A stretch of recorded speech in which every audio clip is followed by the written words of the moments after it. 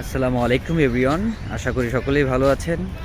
আজকে সকালবেলা খুব তাড়াতাড়ি চলে এসেছি আমার শিল্পকলা একাডেমিতে, যেখানে 10টা বাজে শুরু হওয়ার কথা, বাট আমি এখানে চলে এসেছি 8টার সময়।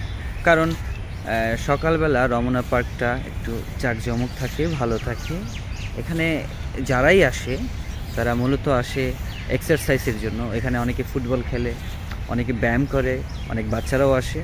মূলত ঢাকার মধ্যে এই একটা পার্ক যেটা সবার জন্য উন্মুক্ত, বাট সময় আছে। বাট এই পার্কটার মধ্যে যখনই আপনি আসবেন দেখবেন যে কি বলে, বয়স ছোট থেকে শুরু করে মানে বয়স্ক পর্যন্ত তারা এখানে আসে এক্সারসাইজের জন্য। আমি বাংলাদেশ সরকারকে ধন্যবাদ জানাচ্ছি এরকম সুন্দর সুন্দর উদ্যোগ নেওয়ার জন্য। আরও এরকম কয়েকটা পার্ক আমাদের ঢাকার মধ্যে এবং ঢাকার বাইরে বানালে বাচ্চারা খেলাধুলা করতে পারে। এবং এটার সৌন্দর্য হচ্ছে এখানে প্রচুর পরিমাণে অনেক সুন্দর সুন্দর গাছ আছে। এখানে কর্মরত অনেক লোক আছে যারা প্রতিনিয়ত এখানে পরিষ্কার পরিচ্ছন্নর কাজে নিয়োজিত থাকে। হ্যাঁ, অবশ্যই এটা আমাদের সংরক্ষণ করা প্রত্যেকেরই উচিত। যেখানে সেখানে ময়লা না ফেলা, ময়লা ডাস্টবিনে ফেলা এবং অনৈতিক কোনো কিছু না করা, পার্কের পরিবেশ নষ্ট না করা, এটা আমাদের সবার জন্য উন্মুক্ত। আপনারা সকলেই আসবেন, এই পার্কটা অনেক সুন্দর।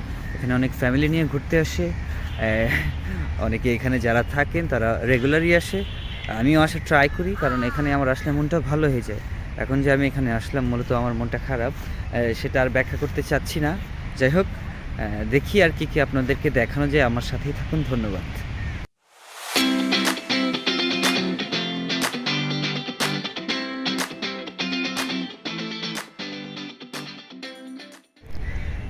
ফ্যামিলি নিয়ে ঘুরতে আসার মতো একটা সুন্দর জায়গা। এখানে আপনি আপনার ফ্যামিলিকে নিয়ে আসতে পারেন। এটা একটা সেফ জোন, সমস্যা নাই এতে।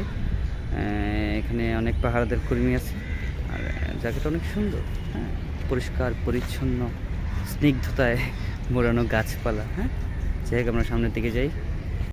দেখুন, মাশাল্লাহ, রমনার এই পার্কের যে কাঁঠালগুলা, এগুলা অনেক সুন্দর লাগতেছে। অনেকগুলা ঝুলিয়ে পড়ে আছে দিচ্ছে, অনেকগুলা, মাশাল্লাহ।